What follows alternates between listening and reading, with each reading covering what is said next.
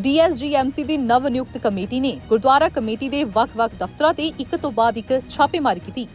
ਇਹ ਕਾਰਵਾਈ DSGMC ਦੇ ਕਾਰਜਕਾਰੀ ਪ੍ਰਧਾਨ ਕੁਲਵੰਤ ਸਿੰਘ ਬਾਠ ਅਤੇ DSGMC ਦੇ ਜਨਰਲ ਸਕੱਤਰ ਹਰਮੀਤ ਸਿੰਘ ਕਾਲਕਾ ਦੇ ਹੁਕਮਾਂ ਤੇ ਕੀਤੀ ਗਈ, ਜਿਸ ਦੇ ਵਿੱਚ ਕਮੇਟੀ ਦੀ ਸਰਕਾਰੀ ਵਿਦਿਅਕ ਸੰਸਥਾ ਗੁਰੂ ਹਰਗੋਬਿੰਦ ਸਿੰਘ ਮੈਨੇਜਮੈਂਟ ਇੰਸਟੀਚਿਊਟ ਦੇ ਵਿੱਚ DSGMC ਦੇ ਮੈਂਬਰ ਆਪਣਾ ਰੀਅਲ ਅਸਟੇਟ ਕਾਰੋਬਾਰ, IT ਕੰਪਨੀ ਅਤੇ ਹੋਰ ਕਈ ਕਾਰੋਬਾਰ ਚਲਾ ਰਹੀ ਹੈ।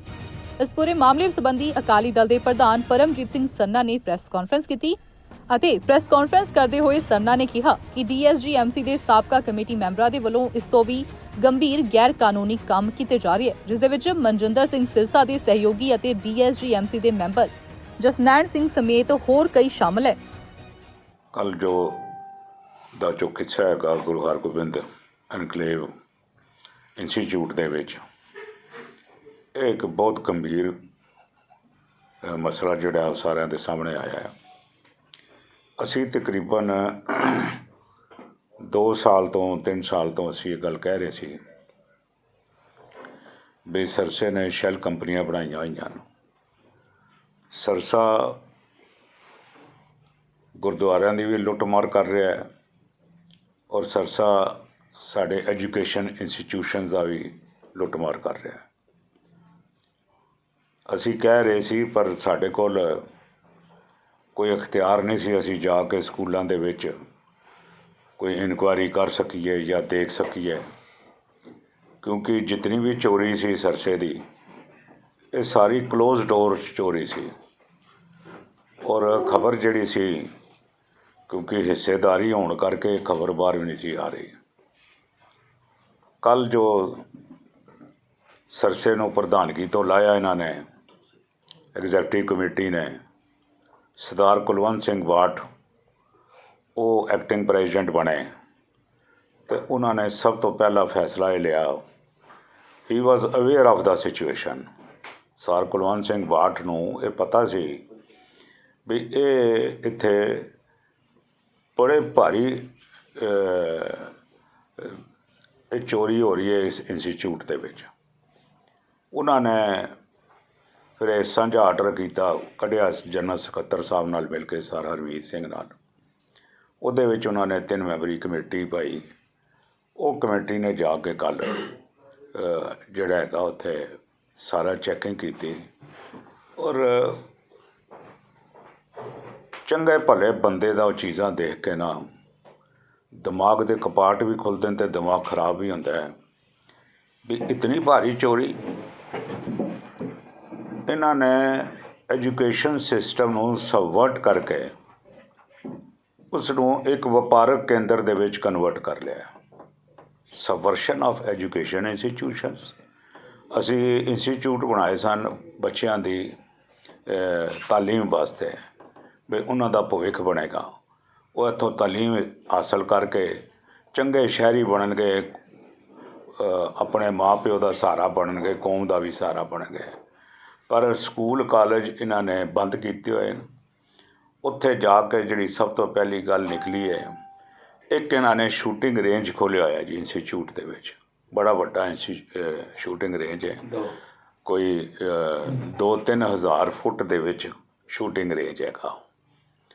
ਉਸ ਸ਼ੂਟਿੰਗ ਰੇਂਜ ਵਾਲੇ ਕੋਲ ਕਿਤਨਾ ਪੈਸਾ ਲਿਆ ਜਾਂਦਾ ਇਹਦੇ ਬਾਰੇ ਕੋਈ ਦਸਤਾਵੇਜ਼ ਨਹੀਂ ਹੈਗੇ। ਕੀ ਐਗਰੀਮੈਂਟ ਹੈਗਾ? ਜਨਰਲ ਸਕੱਤਰ ਕਹਿੰਦਾ ਜੀ ਮੈਨੂੰ ਨਹੀਂ ਪਤਾ ਜੀ। ਉਹਦਾ ਪੈਸਾ ਕਿਤਨਾ ਆਉਂਦਾ ਹੈ ਇਹਦਾ ਵੀ ਕਿਸੇ ਨੂੰ ਨਹੀਂ ਪਤਾ। ਸਾਰਾ ਇਹ ਪੈਸੇ ਦੀ ਵੰਡ ਕਢਾਈ ਜਿਹੜੀ ਹੈਗੀ ਇਹ ਨੋਨੀ ਔਰ ਉਹਦੇ ਵਿੱਚ ਹੁੰਦੀ ਹੈ ਸਰਸੇ ਦੇ ਵਿਚਕਾਰ। ਇਹ ਸਾਰੇ ਪੈਸਾ ਸਰਸਾ ਨਹੀਂ ਖਾਂਦਾ, ਇਸਨੇ ਆਪਣੇ ਹਰ ਸਕੂਲ ਦੇ ਵਿੱਚ ਬੰਦੇ ਪਾਲੇ ਹੋਏ ਨੇ ਬਈ ਚਲੋ ਜੀ ਕਮਾਈ ਤੁਸੀਂ ਵੀ ਕਰੋ, ਲੁੱਟ ਤੁਸੀਂ ਵੀ ਖਾਓ ਅਤੇ ਲੁੱਟ ਦਾ ਬਾਕੀ ਹਿੱਸਾ ਮੈਨੂੰ ਵੀ ਦਿਓ।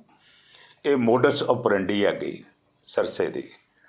ਦੂਸਰਾ ਉੱਥੇ ਚੱਲ ਰਿਹਾ ਜੀ ਪ੍ਰੋਪਰਟੀ ਡੀਲਿੰਗ ਦਾ ਇੱਕ ਦੁਕਾਨ ਚੱਲ ਰਹੀ ਹੈ ਇੰਸਟੀਚਿਊਟ ਦੇ ਵਿੱਚ। ਆਫਿਸ ਖੁੱਲ੍ਹਿਆ ਹੋਇਆ ਹੈ, ਪ੍ਰੋਪਰਟੀ ਡੀਲਰ ਬੈਠਾ ਹੋਇਆ ਹੈ ਔਰ ਉਹ ਸੌਦੇ ਕਰਦਾ ਹੈ। ਔਰ ਜੋ ਸਾਨੂੰ ਪਤਾ ਲੱਗਾ ਹੈਗਾ, ਜਿਤਨੇ ਚੋਰੀ ਚਕਾਰੀ ਦੇ ਸੌਦੇ, ਜਿਤਨੇ ਮਾੜੇ ਸੌਦੇ ਨੇ, ਜਿਤਨੇ ਲੁੱਟ ਖੋਹ ਦੇ ਸੌਦੇ ਨੇ, ਉਹ ਸਾਰੇ ਉੱਥੇ ਸਕੂਲ ਬੈਠ ਕੇ ਹੁੰਦੇ ਨੇ ਤਾਂ ਕਿ ਇਹਨਾਂ ਦਾ ਪਾਜ ਜਿਹੜਾ ਉਹ ਨੰਗਾ ਨਾ ਹੋਵੇ, ਪੁਲਿਸ ਦੀ ਹੱਥੇ ਨਾ ਚੜ੍ਹਨ, ਤੇ ਲੋਕਾਂ ਦੀ ਕੁੱਟਮਾਰ ਤੋਂ ਵੀ ਬਚ ਕੇ ਰਹਿਣ ਜੀ। ਸਾਡਾ ਸਕੂਲ ਹੈ ਜੀ, ਇੰਸਟੀਚਿਊਟ ਹੈ ਜੀ, ਸਾਡੇ ਬੰਦੇ ਹੈਗੇ ਜੀ, ਸਾਡੇ ਸਿਕਿਉਰਿਟੀ ਗਾਰਡਸ ਹੈਗੇ ਜੀ, ਲਾਈਕ ਦੈਟ। ਜਿਵੇਂ ਚੋਰ ਸੰਰਕਸ਼ਣ ਢੂੰਡਦਾ ਹੈ ਨਾ, ਐਵੇਂ ਇਹਨਾਂ ਨੇ ਸਾਰਾ ਕੰਮ ਠੀਕ ਕੀਤਾ ਹੈ। ਦੂਸਰੀ ਖੁੱਲ੍ਹੀ ਹੋਈ ਹੈ ਪ੍ਰੋਪਰਟੀ ਡੀਲਿੰਗ ਦੀ ਦੁਕਾਨ, ਉਹ ਹੈਗੀ ਨੋਨੀ ਦੇ ਭਰਾ ਦੀ। ਨੋਨੀ ਦੇ ਭਰਾ ਦੀ ਦੁਕਾਨ ਹੈਗੀ, ਉੱਥੇ ਰਜਿਸਟਰ ਵਗੈਰਾ ਵੀ ਇਹਨਾਂ ਨੇ ਕਬਜ਼ਾ ਕੀਤਾ ਉਹਨਾਂ ਦੇ ਵਿੱਚ। ਤੀਸਰੀ ਹੈਗੀ ਇਹਨਾਂ ਦੀ ਆਪਣਾ ਕਾਰ ਦੀ ਸੇਲ ਪਰਚੇਜ਼, ਪੁਰਾਣੀਆਂ ਕਾਰਾਂ ਸੇਲ ਪਰਚੇਜ਼ ਹੁੰਦੀਆਂ ਹਨ ਹਾਂਜੀ। ਔਰ ਉਹਦੀਆਂ ਤਿੰਨ ਚਾਰ ਕਾਰਾਂ ਤਾਂ ਇਹਨਾਂ ਨੇ ਭਜਾਤੀਆਂ। 3 ਕਾਰਾਂ ਉੱਥੇ ਖੜੀਆਂ ਜਿਹੜੀਆਂ ਉਹਨਾਂ ਨੇ ਰੋਕੀਆਂ, ਉੱਥੇ ਉਹਨਾਂ ਨੇ ਪਾਰਕਿੰਗ ਕੀਤੀ ਹੋਈ ਹੈ। ਕਾਰਾਂ ਦੇ ਸੌਦੇ ਜਿਹੜੇ ਹੈਗੇ ਉਹ ਉੱਥੇ ਹੁੰਦੇ ਨੇ। ਜਿਹੜੀ ਸਭ ਤੋਂ ਵੱਡੀ ਚੋਰੀ ਹੈਗੀ ਇਹਨਾਂ ਤੋਂ ਇਲਾਵਾ, ਇਹ ਸਾਰੇ ਬਿੱਲ ਜਿਹੜੇ ਹੈਗੇ ਖਰਚੇ ਦੇ, ਇਹ ਦਿੱਲੀ ਗੁਰਦੁਆਰਾ ਕਮੇਟੀ ਪੇ ਕਰਦੀ ਹੈ। ਕੋਈ ਤਨਖਾਹਾਂ ਵੀ ਹਨ ਸ਼ੂਟਿੰਗ ਰੇਂਜ ਦੀਆਂ ਜਾਂ ਕਿਹਦੀਆਂ, ਇਹ ਵੀ ਦਿੱਲੀ ਗੁਰਦੁਆਰਾ ਕਮੇਟੀ ਪੇ ਕਰਦੀ ਹੈ। ਉਹਨਾਂ ਦੀ ਜੋ ਪ੍ਰੋਸੀਡਸ ਹੈਗੀਆਂ, ਪੈਸਾ ਹੈਗਾ, ਉਹ ਇਕੱਠਾ ਨੋਨੀ ਕਰਦਾ ਹੈ ਔਰ ਉਹਦੇ ਵਿੱਚੋਂ ਪੈਸਾ ਜਿਹੜਾ ਹੈ ਇਹਨੂੰ ਸਰਸੇ ਨੂੰ ਵੀ ਜਾਂਦਾ ਹੈ। ਜਿਹੜੀ ਸਭ ਤੋਂ ਵੱਡੀ ਚੋਰੀ ਹੈਗੀ, ਉੱਥੇ ਔਨਲਾਈਨ ਐਗਜ਼ਾਮ ਦੇ ਸੈਂਟਰ ਬਣੇ ਹੋਏ ਨੇ। 1100 ਸੈਂਟਰ ਬਣਿਆ ਜੀ, ਕੰਪਿਊਟਰ ਲੱਗਿਆ ਔਨਲਾਈਨ ਐਗਜ਼ਾਮ ਦੇ। ਜਿਵੇਂ ਅੱਜ ਕੱਲ੍ਹ ਔਨਲਾਈਨ ਚੱਲਦਾ ਪਿਆ ਪੜ੍ਹਾਈ ਦਾ ਕੰਮ, ਉੱਥੇ ਔਨਲਾਈਨ ਚੱਲ ਰਿਹਾ। ਕੰਪਿਊਟਰ ਦਾ ਖਰਚਾ ਦਿੱਲੀ ਗੁਰਦੁਆਰਾ ਕਮੇਟੀ ਦਾ, ਰਨ ਕਰਨ ਦਾ ਖਰਚਾ ਦਿੱਲੀ ਗੁਰਦੁਆਰਾ ਕਮੇਟੀ ਦਾ। ਜਿਹੜੀ ਪ੍ਰੋਸੀਡਸ ਹੈਗੀਆਂ ਉਹ ਸਾਰੀਆਂ ਇਹਨਾਂ ਦੇ ਜਿੰਮੇ ਆ। ਇਹ ਘੱਟ ਤੋਂ ਘੱਟ, ਇਹ ਜੇ ਕਿਰਾਏ 'ਤੇ ਵੀ ਦੇਣ, ਇਹ 15 ਲੱਖ ਰੁਪਏ ਮਹੀਨੇ ਕਿਰਾਏ ਦੀ ਜਗ੍ਹਾ ਹੈਗੀ ਘੱਟ ਤੋਂ ਘੱਟ।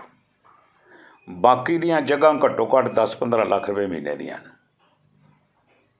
ਇਹ 30 ਲੱਖ ਰੁਪਏ ਮਹੀਨੇ ਦੀ ਚੋਰੀ ਜਿਹੜੀ ਹੈਗੀ, ਇਹ ਸਰਸਾ ਜਿਹੜਾ ਹੈ ਆਪਣੇ ਕਰੋਨੀਜ਼ ਦੇ ਥਰੂ ਇਹ ਕਰਦਾ ਪਿਆ ਹੈ।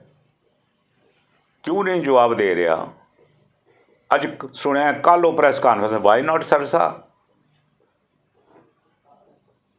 ਜਵਾਬ ਉਹ ਦੇਵੇ, ਹੀ ਇਜ਼ ਰਿਸਪੋਂਸੀਬਲ। ਅਸਲ ਡਕੈਤੀ ਸਰਸੇ ਦੀ ਹੈ। ਮੇਰਾ ਇਹ ਕਹਿਣਾ ਹੈਗਾ, ਥਰੂ ਪ੍ਰੈਸ, ਥਰੂ ਯੂ, ਅੱਜ ਅਸੀਂ ਇਹ ਡਿਮਾਂਡ ਕਰਦੇ ਹਾਂ ਬਈ ਇਹ ਤਾਂ ਹੈਗਾ ਇੱਕ ਸਕੂਲ, ਇਸ ਨਾਲ ਦੇ ਸਾਡੇ 15-16 ਅਦਾਰੇ ਹੋਰ ਹੈਗੇ ਇਨਕਲੂਡਿੰਗ ਕਾਲਜਿਸ। ਸਾਰਿਆਂ ਦੀ ਜਿਹੜੀ ਇਨਕੁਆਇਰੀ ਹੈਗੀ, ਇੱਕ ਨਿਰਪੱਖ ਦਿੱਲੀ ਦੇ ਬੰਦਿਆਂ ਦੀ ਇਨਕੁਆਇਰੀ ਕਮੇਟੀ ਬਣਾਈ ਜਾਏ, ਇਨਕਲੂਡਿੰਗ ਰਿਟਾਇਰਡ ਪੁਲਿਸ ਆਫਿਸਰ ਜਾਂ IAS ਆਫਿਸਰ, ਜਾਂ ਵਿੱਚ ਜੱਜ ਸਾਹਿਬਾਨ ਵੀ 2 ਬੈਠੇ ਨੇ। ਸਾਡੇ ਕੋਲ ਸਿਸਤਾਨੀ ਸਾਹਿਬ ਹੈਗੇ, ਸੋਢੀ ਸਾਹਿਬ ਹੈਗੇ। ਇਹ ਟੀਮ ਹੈਗੀ, ਇਹ ਟੀਮ ਜਿਹੜੀ ਹੈ, ਇਹ ਇੱਕ ਕੰਸਟੀਟਿਊਟ ਕਰਕੇ ਕਮੇਟੀ, ਇੰਪਾਰਸ਼ਲ ਇਨਕੁਆਇਰੀ ਕੀਤੀ ਜਾਏ, how much money they have drained during the last so many years। ਇਹ ਦੇਖੋ, ਇਤਨਾ ਪੈਸਾ ਅਸੀਂ ਛੱਡ ਕੇ ਆਏ ਸੀ ਗੁਰਦੁਆਰਾ ਕਮੇਟੀ ਦੇ ਵਿੱਚ, ਬਈ ਇਹ ਚਮਚਾ ਨਾਲ ਖਾਂਦੇ ਨਾ ਤੇ ਉਹ ਪੈਸਾ ਖਤਮ ਨਾ ਹੁੰਦਾ। 10 ਕਰੋੜ ਖਾਂਦੇ ਨਹੀਂ ਸੀ ਫਰਕ ਪੈਣਾ, 50 ਕਰੋੜ ਖਾਂਦੇ ਤਾਂ ਵੀ ਨਹੀਂ ਸੀ ਫਰਕ ਪੈਣਾ। ਇਹ ਪੈਸੇ ਦੀ ਲੁੱਟ ਮਾਰ ਹੋਈ ਹੈ 400-500 ਕਰੋੜ ਰੁਪਏ ਦੀ, ਇਸ ਤੋਂ ਘੱਟ ਦੀ ਲੁੱਟ ਮਾਰ ਨਹੀਂ ਹੋਈ। ਔਰ ਨਤੀਜਾ ਇਹ ਹੈਗਾ ਵੀ ਅੱਜ ਦਿੱਲੀ ਗੁਰਦੁਆਰਾ ਕਮੇਟੀ ਜਿਹੜੀ ਹੈ ਫਾਈਨੈਂਸ਼ੀਅਲ ਤੌਰ 'ਤੇ ਇੱਕ ਸਕੈਲਟਨ ਦੇ ਵਿੱਚ ਇਹ ਤਬਦੀਲ ਹੋ ਚੁੱਕੀ ਹੈ। It is only A skeleton. ਇਹਦੇ ਵਿੱਚ ਕੁਝ ਵੀ ਨਹੀਂ ਪਿਆ ਹੋਇਆ ਸਕੈਲਟਨ ਤੋਂ ਇਲਾਵਾ, ਹੋਰ ਕੁਛ ਨਹੀਂ ਪਿਆ। ਔਰ ਮੈਂ ਤੁਹਾਨੂੰ ਇਹ ਗੱਲ ਜ਼ੋਰ ਦੇ ਕੇ ਕਹਾਂਗਾ, ਖ਼ਾਸ ਤੌਰ 'ਤੇ ਆਪਣਾ ਜਗਤਾਰ ਜੀ ਬੈਠੇ ਨੇ, ਬਈ ਇਸ ਗੱਲ ਦਾ ਸਾਨੂੰ ਇੱਕ ਮੁਹਿੰਮ ਚਲਾਉਣੀ ਚਾਹੀਦੀ ਹੈਗੀ। ਇਹ ਅਸੀਂ ਇੱਕ ਪੋਰਸ਼ਨ ਦੀ ਗੰਦਗੀ ਸਾਫ਼ ਕੀਤੀ ਹੈਗੀ, ਇੱਕ ਪੋਰਸ਼ਨ ਦੀ, ਪਰ ਅਸੀਂ ਕਮਿਟਡ ਹੈਗੇ ਗੁਰਦੁਆਰਾ ਕਮੇਟੀ ਦੀ ਜਿਹੜੀ ਗੰਦਗੀ ਫੈਲੀ ਹੋਈ ਹੈ ਪਿਛਲੇ ਕਈ ਸਾਲਾਂ ਤੋਂ, ਉਸ ਗੰਦਗੀ ਨੂੰ ਅਸੀਂ ਸਾਫ਼ ਕਰਨਾ ਹੈ। ਔਰ ਜੋ ਕੋਈ ਸਾਨੂੰ ਇਹ ਗੰਦਗੀ ਸਾਫ਼ ਕਰਨ ਲਈ ਸਹਿਯੋਗ ਦੇਗਾ, ਅਸੀਂ ਉਹਦਾ ਸਹਿਯੋਗ ਲੈਣ ਤੋਂ ਗੁਰੇਜ਼ ਨਹੀਂ ਕਰਾਂਗੇ।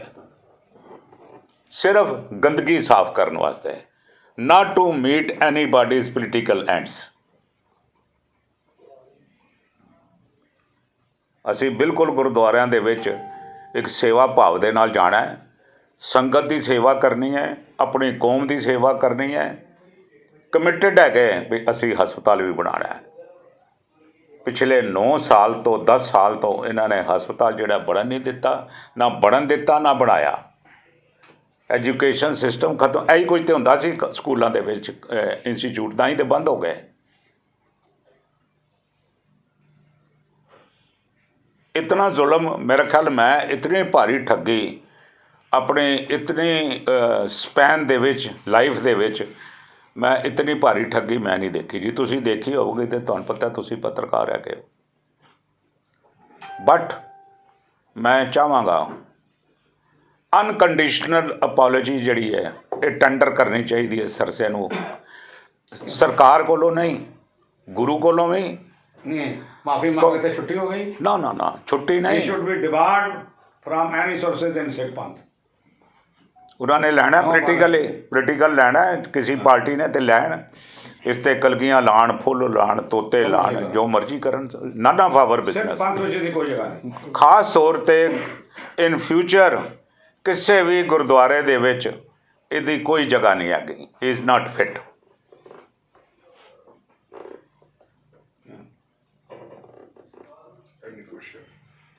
ਜਦੋਂ ਤੁਸੀਂ ਸਹਿਯੋਗ इतनी तो समझ रखते हैं ना जी, असी ਹੈਂ? इतनी समझ रखते ਨਹੀਂ हैं। ਤੁਸੀਂ ਤਾਂ ਰੱਖ ਦਿਓ, ਲੇਕਿਨ ਉਹਨਾਂ ਦੀ ਗੱਲ, ਉਹ ਅਗਰ ਉਹਨਾਂ ਦਾ ਮਕਸਦ ਕਰਨਗੇ ਨਹੀਂ, ਮਕਸਦ ਹੈਗਾ ਤੇ ਸਾਈਡ ਤੇ ਬੈਠ ਜਾਣਗੇ। ਔਰ ਅਗਰ ਉਹਨਾਂ ਦਾ ਪੁਰਾਣਾ ਜਿਹੜਾ ਉਹ ਰਿਕਾਰਡ ਹੋਏਗਾ ਉਹ ਖਰਾਬ ਹੋਏਗਾ, ਅਗਰ ਉਹ ਸਹਿਯੋਗ ਦੇਣਾ ਚਾਹਣਗੇ ਤਾਂ ਉਹਦੇ ਵਿੱਚ ਮੇਰੀ ਕੋਈ ਜ਼ਿੰਮੇਵਾਰੀ ਨਹੀਂ। ਮੇਰੀ ਕਮਿਟਮੈਂਟ ਸੰਗਤ ਨਾਲ ਲੈ ਕੇ ਤੇ ਤੁਹਾਡੇ ਨਾਲ ਲੈ ਕੇ, ਮਤਲਬ ਤੁਸੀਂ ਇਨ ਫਿਊਚਰ ਜਿਹੜਾ ਉਹ ਗੰਦਗੀ ਬਿਲਕੁਲ। ਸਾਫ਼ ਕਰਨੀ ਉਹਦੇ ਵਾਸਤੇ। ਮੈਂ ਉਹਦੇ ਵਾਸਤੇ ਹੈਗਾ। ਅੱਛਾ, ਇੱਕ ਤੁਸੀਂ ਉਹ ਬਿੱਲ ਦੀ ਉੱਥੇ ਦੀ ਮੈਨੂੰ ਨਹੀਂ ਪਤਾ, ਮੈਂ ਤੇ ਨਾ ਹੀ ਨਹੀਂ क्या ਲਿਆ। मैंने पता। ਕਾਲਕੇ ਨੇ ਕਿਹਾ ਮੈਨੂੰ ਨਹੀਂ ਪਤਾ। ਨਹੀਂ, ਜਿਹੜੇ ਨਾਲ ਕਹਿੰਦੇ ਦਿੱਲੀ ਕਮੇਟੀ ਤੋਂ ਬਿੱਲ ਜਾਂਦੇ ਰਹੇ ਨੇ ਤੇ ਬਿੱਲ ਤੇ ਸਾਈਨ ਖਾਲ ਕੇ ਹੋਣਗੇ, ਉਹਨੂੰ ਪਤਾ ਹੋਣਗੇ। ਕੀ ਪਤਾ ਕੀ ਆ ਕੇ ਕਰਵਾਉਂਦੇ ਨੇ ਕੀ ਨਹੀਂ ਕਰਵਾਉਂਦੇ, ਅਸੀਂ ਤੇ ਹਾਲੇ ਦੇਖਿਆ ਹੀ ਨਹੀਂ। ਸਰ ਤੁਸੀਂ ਕਮਰਸ਼ੀਅਲ ਪਾਠ ਦਾ ਤੇ ਜਿਹੜਾ ਵੀ ਡਿਸੀਜਨ ਹੈ ਉਹ ਸਾਡਾ ਡਿਸੀਜਨ ਹੈ। ਪਾਠ ਨੇ ਜਿਹੜੇ ਡਿਸੀਜਨ ਲੈਣ ਸਾਡੀ ਨੌਲੇਜ ਵਿੱਚ ਲੈਣ, ਸਾਡੇ ਕਹਿਣ 'ਤੇ ਲੈਣ, ਸਾਡੇ ਗੋ ਹੈਡ ਕਰਨ 'ਤੇ ਲੈਣ। ਪਾਠ ਨੇ ਕੋਈ ਵੀ ਡਿਸੀਜਨ ਜਿਹੜਾ ਹੈਗਾ ਪਾਰਟੀ ਦੇ, ਉਹ ਸਾਡੀ ਪਾਰਟੀ ਦਾ ਇੱਕ ਸਤਿਕਾਰਯੋਗ ਮੈਂਬਰ ਹੈਗਾ, ਪਾਰਟੀ ਦੇ ਵਿੱਚ ਰਹਿ ਕੇ ਉਸਨੇ ਸਾਰਾ। ਜੀ ਔਰ ਜੀਕੇ ਬਾਰੇ ਕੀ ਜੀ ਮੇਰੀ ਪਾਰਟੀ 'ਚ ਨਹੀਂ ਹੈ ਕਿ ਜੀਕੇ ਦੀ ਆਪਣੀ ਪਾਰਟੀ ਹੈ ਕਿ ਮੈਂ ਕਾਲਕੇ ਬਾਰੇ ਕੋਈ ਕਮੈਂਟ ਨਹੀਂ ਕਰ ਰਿਹਾ। ਨੋਨੀ ਨੂੰ ਪਾਰਟੀ ਨੂੰ ਦੇਖੋ ਜੀ, ਜਿਨ੍ਹਾਂ ਮਾਫ ਕੀਤੀ ਉਹਨਾਂ ਕੋਲ ਸਵਾਲ ਪੁੱਛੋ। ਨਹੀਂ, ਆਪਣਾ ਤੁਹਾਡਾ ਪੁਆਇੰਟ ਉਹਨਾਂ ਦਾ ਸਵਾਲ ਉਹਨਾਂ ਤੋਂ ਹੀ ਪੁੱਛਿਆ ਜਾਏਗਾ। ਅਸੀਂ ਇਹ ਪੁੱਛਿਆ ਜਾਏਗਾ, ਬਿਲਕੁਲ ਮਾਫ ਨਹੀਂ ਕਰਨਾ ਚਾਹੀਦਾ। ਇਹ ਇਸ ਕਰਕੇ ਸੀ ਵੀ ਸਰਸਾ ਸੀ ਪ੍ਰਧਾਨ, ਵੱਡਾ ਡਾਕੂ ਉਹ ਸੀ, ਵੱਡਾ ਡਾਕੂ ਸੰਰਕਸ਼ਣ ਦੇ ਰਿਹਾ ਸੀ ਛੋਟੇ ਡਾਕੂ ਨੂੰ, ਇਸ ਕਰਕੇ ਗੱਲ ਬਾਹਰ ਨਹੀਂ ਸੀ ਆ ਰਹੀ। ਚੁੱਪ ਕਰਕੇ ਸਾਰਾ ਕੰਮ ਅੰਦਰ ਬੈਠੇ ਕਰੀ ਜਾ ਰਹੇ ਸਨ। ਹੁਣ ਗੱਲ ਆ ਗਈ ਹੈ ਬਾਹਰ। ਜੇ ਬਾਠ ਬਣਿਆ ਐਕਟਿੰਗ ਪ੍ਰੈਜ਼ੀਡੈਂਟ, ਇਹ ਸਾਰਾ ਕੁਝ ਗੰਦ ਬਾਹਰ ਆ ਗਿਆ, ਇਹ ਨਹੀਂ ਛੁਪਾ ਸਕੇ। ਜਿਸ ਵੀ ਜਗ੍ਹਾ ਤੇ ਜਾਣਗੇ ਇਹ ਦੇਖਣ ਜਾ ਕੇ ਵੀ ਕੀ ਹੋ ਰਿਹਾ। ਤਕਰੀਬਨ 1.5-2 ਸਾਲ ਬਈ ਇੱਕ ਤਾਂ ਇਹ ਸੈਂਟਰ ਦੀ ਸਰਕਾਰ ਦੇ ਵਿੱਚ ਭਾਗੀਦਾਰ ਸੀ ਸ਼੍ਰੋਮਣੀ ਅਕਾਲੀ ਦਲ ਬਾਦਲ, ਸੈਂਟਰ ਦੀ ਸਰਕਾਰ ਵਿੱਚ ਭਾਗੀਦਾਰ ਸੀ। ਉਹਨਾਂ ਦੇ ਜਿਹੜੀ ਲੀਡਰ ਸੀ ਉਹ ਸੈਂਟਰਲ ਮਿਨਿਸਟਰ ਸੀ। ਇਹ ਉਹਦੀ ਆੜ ਦੇ ਵਿੱਚ ਜਿਹੜੇ ਜੁਰਮ ਕਰਦਾ ਸੀ ਉਹਨਾਂ ਨੂੰ ਛੁਪਾ ਲੈਂਦਾ ਸੀ। ਪਰ ਹੁਣ ਅਸੀਂ ਇਸੇ ਕਰਕੇ ਤੁਹਾਨੂੰ ਕਿਹਾ ਵੀ ਇਹ ਜਿਹੜੀ ਮੁਹਿੰਮ ਹੈਗੀ ਇਹ ਇੱਕ ਇੰਸਟੀਚਿਊਟ ਤੱਕ ਮਹਿਦੂਦ ਨਹੀਂ ਰਹੇਗੀ, ਇਹ ਸਾਰੇ ਇੰਸਟੀਚਿਊਟਾਂ ਤੱਕ ਇਹ ਮੁਹਿੰਮ ਜਿਹੜੀ ਹੈ ਚੱਲੇਗੀ। ਇਹਦੇ ਵਿੱਚ ਵਸੰਤ ਵਿਹਾਰ ਵੀ ਆਏਗਾ ਔਰ ਉਹਦੇ 'ਚ ਜੋ ਪਾਜ ਸਾਹਮਣੇ ਆਉਣਗੇ ਅਸੀਂ ਪਬਲਿਕ ਸਾਹਮਣੇ ਲਿਆਵਾਂਗੇ। ਸਰ ਅੱਗੇ ਤੋਂ ਭਾਗੀਦਾਰ ਦੇਖੋ ਜੀ, ਜੇ ਤੇ ਸਰਕਾਰ ਦੀ ਨੀਅਤ ਠੀਕ ਹੈਗੀ ਫਿਰ ਤੇ ਅਨਬਾਇਸਡ ਹੋਏਗੀ। ਹੁਣ ਕੋਈ ਸਰਕਾਰ ਨੇ ਕੋਈ ਹੋਮ ਮਿਨਿਸਟਰ ਦੇ ਮੁੰਡੇ ਨੂੰ ਬਚਾ ਥੋੜ੍ਹੀ ਲਿਆ, ਜਿਹੜਾ ਕਤਲ ਦਾ ਮੁਕੱਦਮਾ ਚੱਲ ਰਿਹਾ ਟੈਨੀ ਮਿਸ਼ਰਾ ਦੇ ਮੁੰਡੇ ਦੇ ਉੱਪਰ, ਸਰਕਾਰ ਨਹੀਂ ਨਾ ਬਚਾ ਸਕੀ। ਹੁਣ ਅਸੀਂ ਨਹੀਂ ਕਹਿ ਸਕਦੇ ਵੀ ਸਰਕਾਰ ਨਹੀਂ ਬਚਾ ਰਹੀ, ਆ ਗਿਆ 302 ਦਾ ਮੁਕੱਦਮਾ ਦਰਜ ਹੋ ਗਿਆ, ਅਗਲੇ ਜੇਲ੍ਹ 'ਚ ਪਿਆ ਹੋਇਆ। ਇਸ ਤਰ੍ਹਾਂ ਇਹ ਜੇ ਸੰਗੀਨ ਜੁਰਮਾਂ ਦੇ ਵਿੱਚ ਸਰਕਾਰ ਬਹੁਤਾ ਹੱਥ ਨਹੀਂ ਪਾਉਂਦੀ। ਹਰ ਕੋਈ ਬੰਦਾ ਆਪਣੇ ਪੈਰ ਬਚਾਉਂਦਾ, ਹੱਥ ਬਚਾਉਂਦਾ, ਮੂੰਹ ਬਚਾਉਂਦਾ। ਇਸ ਦੇ ਨਾਲ ਹੀ ਤੁਹਾਨੂੰ ਦੱਸ ਦਈਏ ਕਿ ਵਿੱਤੀ ਫੋਰੈਂਸਿਕ ਨੇ ਵੀ ਖੁਲਾਸਾ ਕੀਤਾ ਹੈ ਕਿ ਜਸਨੈਨ ਨੋਨੀ ਅਸਲ ਦੇ ਵਿੱਚ ਸਿਰਸਾ ਦੇ ਆਦੇਸ਼ਾਂ ਤੇ ਸੈੱਲ ਕੰਪਨੀਆਂ ਚਲਾਉਂਦਾ ਸੀ। ਇਹਨਾਂ ਸੈੱਲ ਕੰਪਨੀਆਂ ਦੀ ਅਸਲ ਮਾਲਕੀ ਸਿਰਸਾ ਕੋਲ ਸੀ। ਇਹਨਾਂ ਕੰਪਨੀਆਂ ਦਾ ਪੈਸਾ ਨਕਦੀ ਰਾਹੀਂ ਸਿਰਸਾ ਕੋਲ ਪਹੁੰਚ ਰਿਹਾ ਸੀ ਅਤੇ ਹਵਾਲਾ ਰਾਹੀਂ ਵਿਦੇਸ਼ਾਂ ਵਿੱਚ ਵੀ ਪੈਸਾ ਭੇਜਿਆ ਗਿਆ ਹੈ। D5 ਚੈਨਲ ਪੰਜਾਬੀ ਲਈ ਦਿੱਲੀ ਤੋਂ ਦਵਿੰਦਰ ਸਿੰਘ ਦੀ ਰਿਪੋਰਟ। D5 ਚੈਨਲ ਪੰਜਾਬੀ ਹੁਣੇ ਸਬਸਕ੍ਰਾਈਬ ਕਰੋ, ਬੈਲ ਆਈਕਨ ਤੇ ਕਲਿੱਕ ਕਰੋ। ਕੀ ਹੁੰਦੀ ਹੈ ਜਮ੍ਹਾਂਬੰਦੀ, ਕਿਵੇਂ ਬਣਦੀ ਹੈ ਵਸੀਅਤ, ਜ਼ਮੀਨ ਜਾਇਦਾਦ ਦੇ ਹਰ ਮਸਲੇ ਤੇ ਕਰਾਂਗੇ ਚਰਚਾ। ਦੇਖਣਾ ਨਾ ਭੁੱਲਣਾ ਸਾਡਾ ਖਾਸ ਪ੍ਰੋਗਰਾਮ naibtehsildar.com ਕਾਨੂੰਨ ਜਾਇਦਾਦ ਦਾ।